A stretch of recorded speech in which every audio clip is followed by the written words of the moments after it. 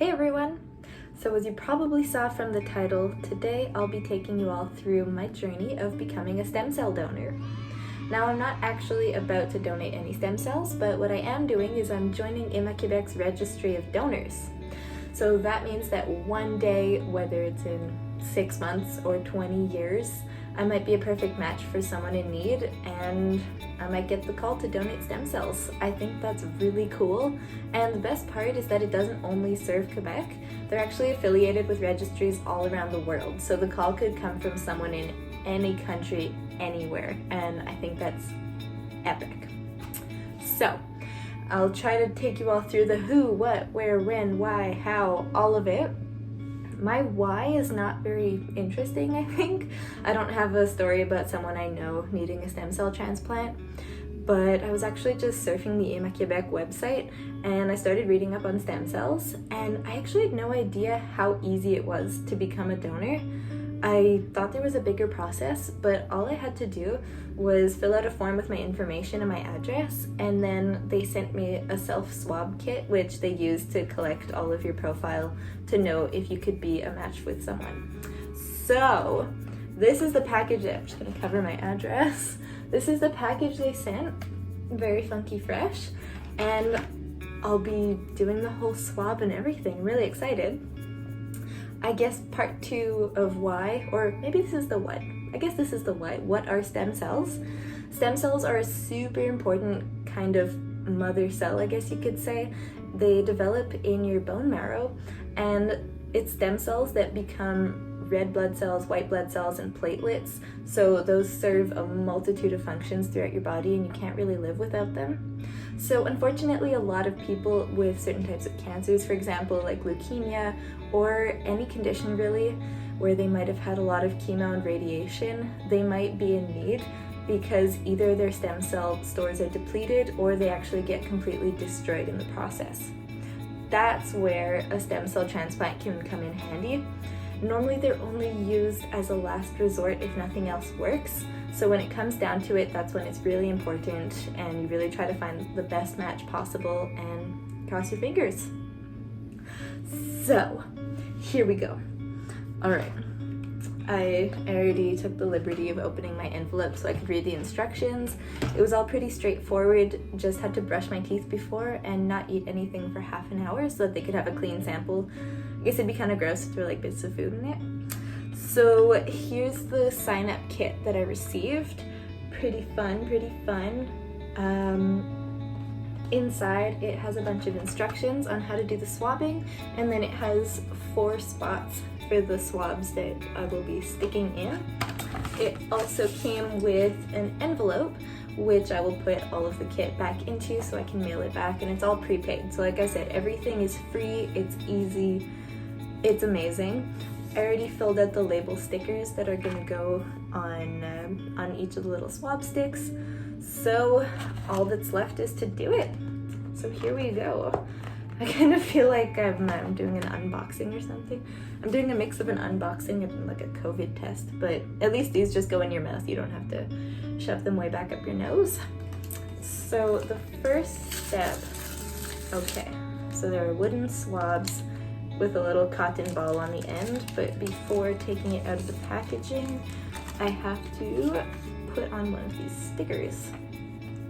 So, here we go. The only thing I had to write on the sticker was the date that I'm doing the swabbing and the name of the donor, and I put my birthday on it too. That's pretty much it. Sticking it on right now. I feel like I'm already messing up the sticker part. It's like the easiest thing ever. All right, so this one, the first one goes on your upper right cheek, and you rub it around for 20 to 30 seconds using the same amount of pressure as when brushing your teeth. Here we go.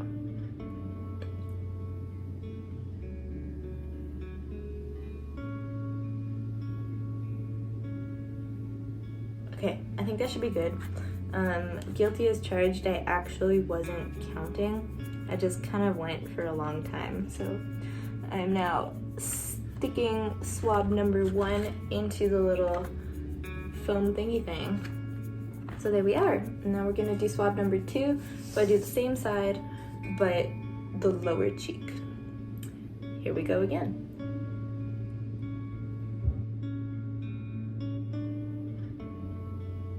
Alright, there was number 2, and I tragically also forgot to count again. I feel like I need someone here doing this with me.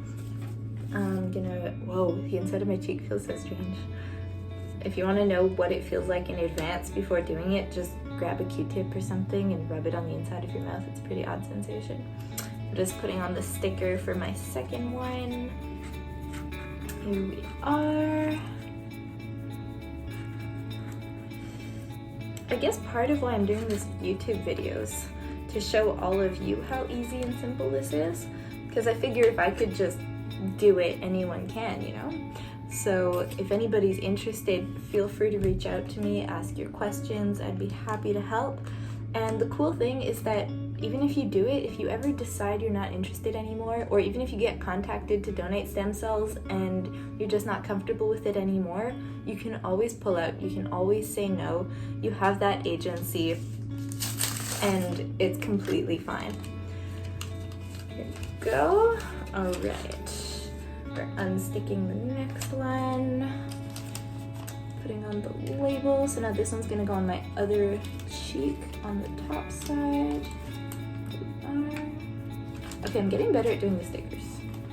I was having trouble before, but oh wow, just as I said that, I actually made a crease in the sticker. Anyway, here we go. All right, number 3 is done. There we go. So I'm signing up for this through Emma Quebec, but if you live in any other province in Canada, it would be through Canadian Blood Services, and I know it's a really similar, super easy and free process. So wherever you're from, there's an option for you. Go. Oh wow, I really messed up the sticker on this one. Okay, one last one, here we go.